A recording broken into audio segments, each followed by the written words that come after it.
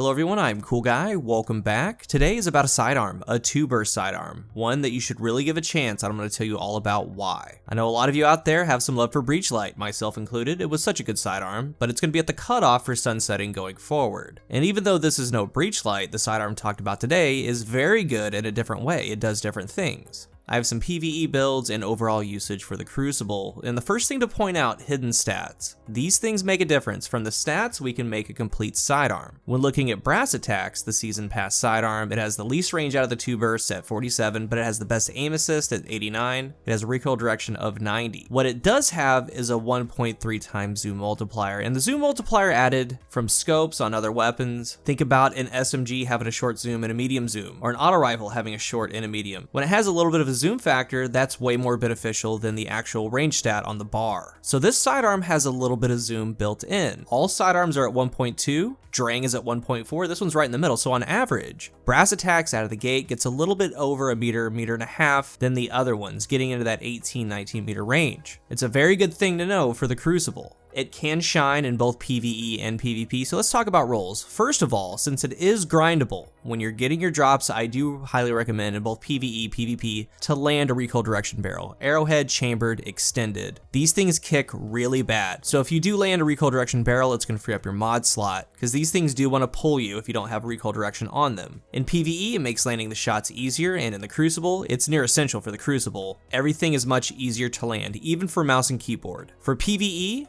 it brings back surprise attack. It's one of the main reasons why I wanted to talk about this one first.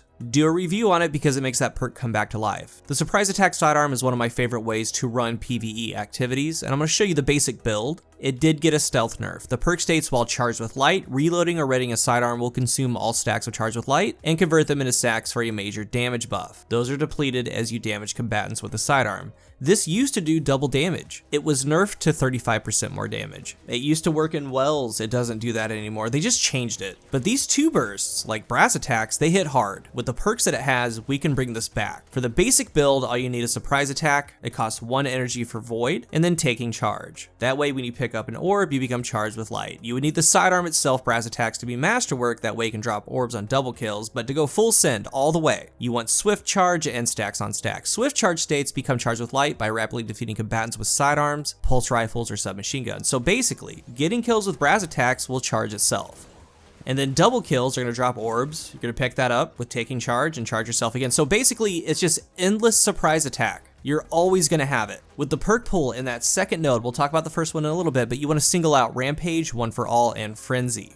This is where it gets good. Damage perks on the sidearm itself stack with charged magazine. So let's first look at Rampage. Base sidearm damage here is 2274 at base. It does 3070 with surprise attack. That's at 35%. Times 3 Rampage on top of that is 4085. So we started at 2274, ended up at 4085, 80% more. It's almost back to where surprise attack once was. And where it was, you can see why it was nerfed. It was very, very good. With the damage profile of a 2 burst, getting almost double damage again is worth it. Next perk, Frenzy. Stay in combat for 12 or so seconds and Frenzy will proc. It's going to stay active while you're in combat, and when Frenzy is procced, the sidearm deals 20% more damage just all the time while you're in combat. You take into account with the surprise attack build, it's getting that charge magazine on top of the buff that it's giving with Frenzy. Both of them together goes to 3683. And you need to remember about Frenzy and the next one that we're going to talk about, One for All. It's for content that you can't just one tap ads in. We're talking about Lost Sectors, Nightfalls, a little bit higher tier up. Because even though it's doing a little bit less overall, it's doing more in between. Because there's going to be times where you can't get a times 3 Rampage stack going. Instead, you're locked in and it's still very good, 20%. Then you're going to have the charge magazine on top of that. It's still very, very good. The last one, One for All, hitting 3 separate targets increases damage for a moderate duration. It's the same thing. Hit those 3 targets, get the damage buff. One for All by itself does 3070, just like surprise attack, 35%. But when you add surprise attack on top, you're at 4144. And you just hold that damage for the entire duration of the timer. And again, this setup is one of my favorite ways to play PvE. It really is. Because if not brass attacks, try this out with another, maybe a Kill Clip Lonesome, Rat King, Travelers, Enigma. With Brass Attacks being a 2-burst though, that damage profile, I enjoyed this just a little bit more, because Breachlight, it had Demo, it had Vorpal. It's a very good combination. It did something almost opposite of what this one does, because this one has, again, One for All, Frenzy, Rampage. And these sidearms, they rotate in the artifact as well. It could be Anti-Barrier, Overload, Unstoppable next season, you never know. So keep an eye on rolls for now and into the future. For the magazine option, Pure Mag works the best. Appended Mag, Light Mag, and even Alloy Mag for a faster reload when the magazine is empty. As far as Node 2, before we go into Node 1, Dragonfly, I think other sidearms do that just a little bit better, and as far as Sympathetic Arsenal, just other weapons do that better. And that brings us to Wellspring. That's always solid for PvE and PvP. And in PvE, you can run Wellspring with the surprise attack build to get those kills a lot easier to get your abilities. For Node 1, I'm a fan of all of these. Literally all of them. I am. Feeding Frenzy isn't what it used to be, so I would take Rapid Hit over that. Threat Detector is low-key great. You get ×3 to proc a lot in PvE. A Sleeper is actually surplus. The downside is you do use your abilities a lot, especially running around wild with a sidearm. It helps the handling reload stability a ton, and you want at least 2 abilities fully charged. If not, if there's just one, you have just a minimal gain. Something like Killing Wind is great because of the little range bump and the overall weapon feel. Most of the time, you're gonna get rolled a great PvE sidearm.